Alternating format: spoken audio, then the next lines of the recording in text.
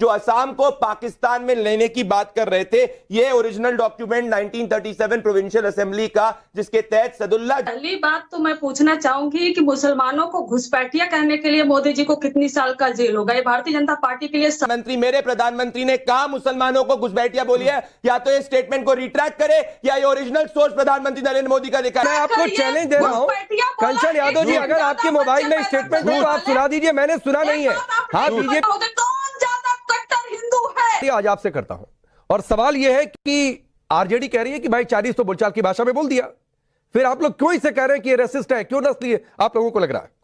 देखिए, आप मुझे बताइए कि मनोज जी, इनके पार्टी के नेता कह रहे थे कि भाई हम बोलचाल की भाषा में सेकंड ग्रेड माल को चाइनीज कहते हैं, तो क्या इनके हिसाब से असम के करोड़ों वोट लेके, लाखों वोट लेकर हिमंता बिस्वा शर्मा जी जो मुख्यमंत्री बने हैं, तो क्या नॉर्थ ईस्ट और असम के लोग सेकंड ग्रेड सिटीजन हैं? ये नस्लभेदी टिप्पणी है। अगर मैं भारतीय न्याय संहिता की बात करूं तो उसके हिसाब से 3 साल तक की सजा तेजस्वी यादव को हो सकती है इस बयान के तहत। पास में भी हमने देखा है किस तरीके से अब ये संविधान को लेके घूमते हैं। मुझे बताइए राकेश जी, क्या इस संविधान में कहा है कि नॉर्थ ईस्ट के लोगों को सेकंड ग्रेड सिटीजन ट्रीट किया जाएगा? तो अगर मनोज झा जी की बात करें, वो तो कह रहे हैं कि भाई हम तो बोलचाल की भाषा में नॉर्थ ईस्ट के लोगों को सेकंड ग्रेड सिटीजन की बात करते हैं। और इनको बुलडोजर से दिक्कत मैं आपको बताता हूं क्यों है। इनको बुलडोजर से दिक्कत इसीलिए है क्योंकि इनने बुलडोजर की भी बात करी, क्योंकि ये 14 साल की बच्ची का रेप करने वाले मोहित खान के ऊपर योगी आदित्यनाथ ने बुलडोजर चलाए। और मैं इसके कोर पे जाना चाहता हूं। ये जो बात कर रहे हैं, ये सदुल्ला जी लेके आए थे,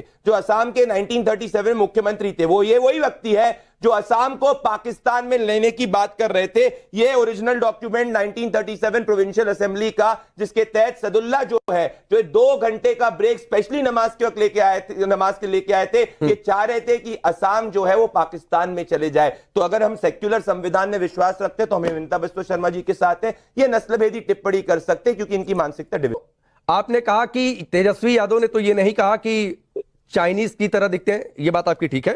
रेप्लिका उन्होंने कहा, वर्जन कहा। तो क्या आप ये कहेंगे कि सैम पित्रोदा का बयान रेसिस्ट था? क्योंकि उन्होंने तो खुलकर ये कहा था कि चाइना के लोगों की तरह दिखते हैं। फिर तो विवेक श्रीवास्तव भी गलत हो गए, वरुण पुरोहित भी गलत हो गए। आप बोलिए। नहीं, पहली बात तो मैं पूछना चाहूंगी कि मुसलमानों को घुसपैठिया कहने के लिए मोदी जी को कितनी साल का जेल होगा? ये भारतीय जनता पार्टी के लिए सवाल है, उनके प्रवक्ता के लिए सवाल है। मेरे प्रधानमंत्री पे एक बात प्रदीप भंडारी सुन लीजिए, सुन लीजिए फिर रिप्लाई करिए। मैं कंचन यादव आपको समय दे रहा हूँ। बीच में नहीं। हाँ, आप बोलिए। और दूसरी बात जो आप कंप्यूटर लेकर अपने सामने बैठे हैं, अगर वो कल का खराब हो जाए तो आप ही जो मंगाए उनसे कहोगे क्या चाइनीज माल भेज दिया, क्या हमारे यहाँ इतने जल्दी खराब हो गया? पहली बात, जो चाइनीज वर्जन, जो चाइनीज माल हमारे यहाँ अक्रॉस द पूरे दुनिया भर में जो कहा जाता है, एक चीपर वर्जन को कहा जाता है, एक रेप्लिका को कहा जाता है। आईफोन आता है, उसका रेप्लिका एक बना देती है चाइनीज। अगर कोई भी कुछ भी मटेरियल आता है, उसका एक रेप्लिका बना देती है। और उसी को रेफरेंस देते हुए तेजस्वी जी ने कहा कि योगी आदित्यनाथ के रेप्लिका है ये, योगी आदित्यनाथ का वर्जन प्ले करना चाह रहे हैं। दरअसल होड़ लगी है भारतीय जनता पार्टी के नेताओं में, किसमें योगी आदित्यनाथ जी में, गिरिराज सिंह जी में, मध्य प्रदेश के मुख्यमंत्री हो गए, असम के मुख्यमंत्री हो गए। कौन ज्यादा कट्टर हिंदू है? अपने आप को कट्टर हिंदू प्रूव करने के लिए इनको तो माइनॉरिटी पे अटैक करना ही होगा। कभी कहेंगे कि मुसलमान ये पहने, कभी कहेंगे कि मुसलमान ये खाए, कभी कहेंगे कि मुसलमान कंचन जी, एक मिनट भंडारी जी, मैं एक सवाल पूछ लूं। कंचन जी सुनिए, मेरा एक क्रॉस क्वेश्चन है, उसके बाद आपकी बातों का प्रदीप भंडारी जवाब देंगे। मेरा एक क्रॉस क्वेश्चन है। आपने 2 बातें मेंशन की कि प्रधानमंत्री ने मुसलमानों को घुसपैठिया कहा। मैडम, आप मुझे कोट करके बता दीजिए कब कहा, कैसे कहा? एक तो नंबर 1 बात, मेरा एक सवाल ये है। दूसरी बात, आपने कहा नमाज रुक जाएगा, कहां नमाज रुक रहा है? सुनिए, आपने दोनों सवाल ठीक कहा, सवाल ठीक पूछा। मुझे लगता था कि मीडिया बहुत सूत्रों के हवाले, सेंटेंसेस के बीच में कहीं से भी कोई शब्दावली निकाल के इतना बड़ा बखेड़ा बना सकती है, जैसे तेजस्वी जी के केस में बनाई। लेकिन मोदी जी के केस में मीडिया नहीं समझ सकती को उन्होंने मुसलमानों को घुसपैठिया कहा। नहीं, ये वाकई, अगर आपके पास, कंचन यादव जी, मैं आपको चैलेंज दे रहा हूँ। कंचन यादव जी, अगर आपके मोबाइल में स्टेटमेंट हो तो आप सुना दीजिए, मैंने सुना नहीं है।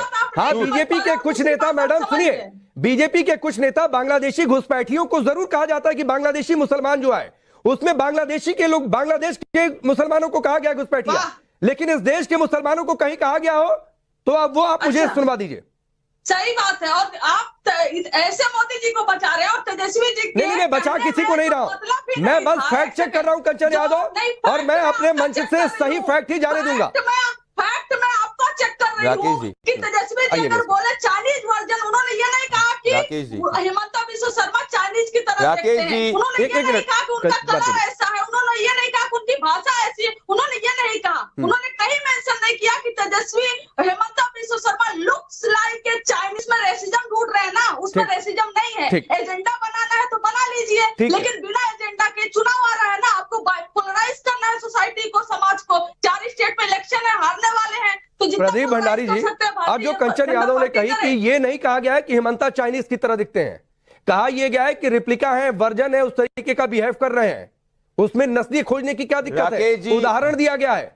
राकेश जी, पहले मैं चाहता हूं कि इनने एक फेक न्यूज आपके टेलीविजन शो पे फैलाई है। आप मुझे बताइए, हमारे प्रधानमंत्री, मेरे प्रधानमंत्री ने कहा मुसलमानों को घुसपैठिया बोली है? या तो इस स्टेटमेंट को रिट्रैक्ट करे या ये ओरिजिनल सोर्स प्रधानमंत्री नरेंद्र मोदी का लिखा है। मैं नहीं मान सकता कि मेरे नेता पे इस तरीके का फेक न्यूज फैलाया जाए। कोट करके बताइए कहां करा। मैं ओपन चैलेंज देना चाहता हूं, बताइए कहां का है, कोट करिए। चैलेंज देना चाहता हूं, कोट करिए, एक से अपने वोट वोट करिए। वोट बैंक छोड़िए, आपने करिए 30 साल तक वोट बैंक की राजनीति। भागलपुर से लेकर हर जगह आपके शासन के अंदर दंगे हुआ करते थे, बिहार के अंदर। जवाब दीजिए, या तो बोलिए फेक न्यूज है। राकेश जी, मैं आपके शो पे फेक न्यूज नहीं, आपने सवाल रख दिया, सुनिए कंचन यादव को जवाब सुनिए, बोलिए। प्रदीप भंडारी जी, आप, मुझे मालूम है आप नाच नाच कर बात करते हो, मुझे अरे आप मेरे पे छोड़िए, जवाब का जवाब दीजिए। लेकिन हकीकत ये है, मुजरा करना, टोटी चोर, भैंस खोलना, घुसपैठिया, ये सब बोलने वाले हमारे देश के। कंचन जी, जवाब दीजिए, प्रधानमंत्री नरेंद्र मोदी ने कब बोला? अच्छा, आप ये, मैं आपके पास गूगल होगा, गूगल अगर चलाना आता है, चेक, ओपन चैलेंज दे रहा हूं। नहीं, आप बताइए कहां बोला? राकेश जी, या तो ये एडमिट करे कि इनने फेक न्यूज फैलाई है, ये इनका इंटरप्रिटेशन हो सकता है, जिनने 70 सालों तक मुसलमानों के लिए कुछ नहीं किया। मुसलमानों के लिए सबसे ज्यादा स्कॉलरशिप प्रधानमंत्री नरेंद्र मोदी ने दी, माइनॉरिटी वेलफेयर के अंदर स्कीम ज्यादा प्रधानमंत्री नरेंद्र मोदी ने दी। हमारी स्कीम से 25% से ज्यादा माइनॉरिटी वेलफेयर जो है मुसलमानों का और माइनॉरिटीज का होता है। पर ये फेक न्यूज नहीं फैला सकते एक नेशनल चैनल पे ये कहते हुए कि प्रधानमंत्री नरेंद्र मोदी ने मुसलमानों को घुसपैठिया बोले। या तो वापस रिट्रैक्ट करें या स्टेटमेंट को। क्या बात है सर, क्या बात है सर। बीजेपी की ओर से सपा पर टोटी चोर की बातें कही गई, ये आपकी बात ठीक है, या उनके लोगों ने कही, ये बात ठीक है, लेकिन मुसलमान, बांग्लादेशी मुसलमानों को घुसपैठिया कहा गया, इस देश के मुसलमानों को घुसपैठिया नहीं कहा गया, ये भी एक फैक्ट बात है। वाह, फैक्ट आप चेक करोगे तो मैडम बताइए ना, मैं कह तो रहा हूं, आपके पास है तो कंचन जी मैं सुनवा दूंगा। प्रोपेगेंडा चलाना, नहीं कंचन, अरे सुनिए मैडम सुनिए, अरे मैडम सुनिए ना, मैडम सुनिए, एक मिनट सुनिए। अगर आपको लगता है कि मैं प्रोपेगेंडा कर रहा हूं या प्रदीप भंडारी झूठ बोल रहे हैं, मैं कह रहा हूं मेरे ध्यान में ऐसा कोई स्टेटमेंट प्रधानमंत्री मोदी का नहीं है। अगर आपके पास है तो मैं कह रहा हूं आप अपने मोबाइल से सुनवा दीजिए, मैं देश को सुनवा दूंगा, फिर मैं भी एडमिट कर लूंगा कि प्रधानमंत्री ने इस देश के मुसलमानों के लिए कहा या बांग्लादेशी मुसलमानों के लिए कहा।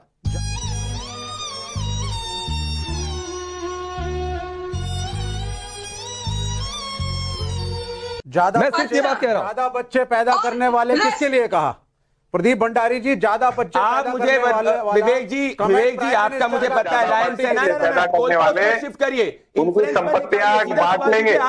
आज आरजेडी की राष्ट्रीय प्रवक्ता एज यूजुअल फेक न्यूज फैलाती हुई पाई गई है। इनके पास कोई तथ्य नहीं है और इसी तरीके से इनके नेता है नबी फेल नेता के प्रवक्ता ऐसे ही होंगे जिनको पढ़ाई लिखाई कम करनी है और जवाब नहीं देना है। सुनो, पढ़े लिखे के औलाद, तुम्हारे राजा इतने पढ़े लिखे हैं कि टोटी चोर बोलते, फर्जी डिग्री लेकर बने हुए प्रधानमंत्री को पढ़े लिखों का औलाद, पढ़े लिखों को औलाद। मेरी डिग्री ना तुमसे ज्यादा होगी, अगर तुम डिग्री से एजुकेशन मापते हो तो मेरी डिग्री तुमसे ज्यादा होगी। ये सब क्या देखना पड़ रहा है?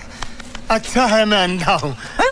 मैं तेजस्वी जी की बात कर रही हूँ, क्लियरली कह रही हूँ कि उनके कहने का बिल्कुल मतलब ये नहीं था कि रेसिस्ट कमेंट है। और सर प्रदीप भंडारी जी, एक बात और आपको बात बता दे कि हेमंत बिस्वा शर्मा पूरे नॉर्थ ईस्ट नहीं है, ये बात क्लियर। अरे आपको एक नॉर्थ ईस्ट में वोट नहीं मिला, जमानत जब्त हुई आपकी पार्टी की। बिहार में भी आपकी सरकार नहीं नहीं है। राकेश जी ये देखिए बार बार बीच में अगर पर्सनल कमेंट करेंगे तो मैं भी बोलूंगा करके। ठीक है, इनको करिए करिए। एक लाइन बोल दिया, देश के अंदर फेक न्यूज फैलाती है प्रधानमंत्री ठीक है मोदी के प्रदीप भंडारी, ऊपर, आपने एक लाइन बोल दिया, अब कंचन यादव की बात पूरी होने दीजिए। बोलिए कंचन। भंडारी जी सुनिए, हम स्टूडियो में नहीं है, अगर स्टूडियो में होते तो आज आपको वहीं से बढ़िया समझाते। नहीं मैडम, इससे कोई फर्क नहीं पड़ता है, आपको भरपूर नहीं, रुक जाइए, नहीं कोई धमकी किसी को नहीं है। एक मिनट कंचन जी 10 सेकंड दीजिए, मैं स्थिति क्लियर करके आपके पास आता हूं। कोई किसी को धमकी नहीं दे रहा है, ना किसी को मैं देने दूंगा। कंचन यादव के कहने का ये मतलब हो सकता है कि स्टूडियो में रहने का अपना एक बेनिफिट होता है, आवाज कई बार डाउन नहीं हो सकती है, कई बार बाहर नेटवर्क की दिक्कत होती है, तो ये प्रैक्टिकल दिक्कत होती है। कंचन यादव अपनी बात पूरी करिए प्लीज, पर्सनल नहीं, मुद्दे पर। धन्यवाद, आपने पहली बार सही इंटरप्रेट किया। नहीं हमेशा सही इंटरप्रेट करता हूं मैडम, कभी आपकी कंचन जी मैं हमेशा सही इंटरप्रेट करता हूं, कभी आपकी सहूलियत के हिसाब से होता है तो अच्छा लग जाता है, कभी आपकी सहूलियत के हिसाब से नहीं होगा तो बुरा भी लग जाएगा। चलिए मैं अपनी बात पूरी करिए, समय थोड़ा सा कम है, अपनी बात पूरी राकेश जी, मैं प्रदीप भंडारी जी को कह रही थी कि बीच में मत बोलिए और सुनिए कि हेमंत बिस्व शर्मा पूरे नॉर्थ ईस्ट नहीं है सर, और नॉर्थ ईस्ट में मणिपुर आता है जिसके लिए आपके दिल में बिल्कुल दर्द नहीं है। मणिपुर जल जाए, मैं मणिपुर की बहन बेटियां उनको नंगा, बंगाल में भी दर्द है, मणिपुर भी दर्द है, बच्चे मार दिए जाए, रिफ्यूजी कैंप बंगाल पे कभी जाइए बोल के मणिपुर को लेकर, उनको आपको कोई दर्द नहीं है। हेमंत बिल्कुल है, तभी नॉर्थ ईस्ट के अंदर भारतीय जनता पार्टी और एनडीए की सरकारें हैं। फिर भंडारी जी, फिर भंडारी आप कह रहे हैं मेरे पे नीचे टिप्पणी कह रही है ये। अच्छा नहीं अच्छा कोई ये नहीं है। अच्छा एक मिनट 30 सेकंड और कंचन यादव को दीजिए। और कंचन यादव नॉर्थ ईस्ट अकेले, लेकिन सुनिए असम तो उसी नॉर्थ ईस्ट में है ना, आप असम के लिए, आप मणिपुर के भी, असम की जनता ने तो वोट दिया उन्हें। नॉर्थ ईस्ट में एनडीए की सरकार, इनको बता दें। रुक जाइए 30 सेकंड कोई नहीं आएगा इसमें, उसके बाद प्रदीप जी आप रिप्लाई। हाँ, अगर ये फिर से बीच में बोले तो आपको फिर से 30 सेकंड। हाँ मैं फिर दूंगा प्रदीप, नहीं सुनिए मैं ठीक कर देता हूँ। प्रदीप भंडारी अगर 30 सेकंड बाद आपको समय चाहिए तो आप 30 सेकंड चुप रहेंगे। बोलिए। हाँ ठीक है, और अगर आप ही का लॉजिक हम उपयोग करें तो ये जो प्रधानमंत्री नरेंद्र मोदी जी है ना, वो हिंदू और मुसलमान और क्रिश्चियन और है ना सबके वो प्रधानमंत्री हैं, तो किसी एक कम्युनिटी के पीछे जो है वो चाहे योगी आदित्यनाथ हो, क्यों हेट फैलाते हैं? वो क्यों हेट? आखिर वो एक सांसद सबके है ना, एक मुख्यमंत्री सबके हैं, जितने हिंदू के उतने मुसलमान के, उतने सिख के, उतने ईसाई के। तो मैडम ये आपका इंटरप्रिटेशन हो गया ना, ठीक है प्रदीप भंडारी रिप्लाई करेंगे, लेकिन मैं एक बात कह रहा हूं, ये आपका इंटरप्रिटेशन हो गया कि वो हेट फैला रहे हैं, लेकिन हेट फैला रहे हैं कि नहीं ये प्रदीप भंडारी रिप्लाई करेंगे। मैं एक तथ्यों के आधार पे बात करना चाहता हूं। बिहार में आप उठा के देख लीजिए एनसीआरबी का डेटा, जितने क्राइम दलितों के खिलाफ, मुसलमानों के खिलाफ पहले आरजेडी के शासन में हुआ करते थे, उससे कई कम एनडीए के शासन के अंदर है। पॉइंट नंबर 2, माइनॉरिटीज को स्कीम्स उठा के देख लीजिए, जितनी हमारी सरकार ने स्कीम दी है यूपीए की सरकार से हर फील्ड के अंदर ज्यादा दी, भले मुसलमान महिला हो गए, पुरुष हो गए। हाँ, हम इनके जैसे नहीं है कि शाबानों के समय जब इनको वोट बैंक की राजनीति दिखती है तो सुप्रीम कोर्ट का जजमेंट ओवरटर्न कर देते हैं और एक मुसलमान महिला के साथ नहीं खड़े होते। हम खड़े होते हैं। पॉलीगैमी जो भारतीय न्याय संहिता के साथ इलीगल है, हम उसके खिलाफ खुलकर बोलते हैं। चाइल्ड मैरिज के खिलाफ हम खुलकर बोलते हैं और घुसपैठियों के खिलाफ हम खुलकर बोलते हैं। हाँ, इनमें और इनमें हमें ये जरूर फर्क है, हम संविधान को ट्रू स्पिरिट में मानते हैं, ना कि सिर्फ लहराते हैं।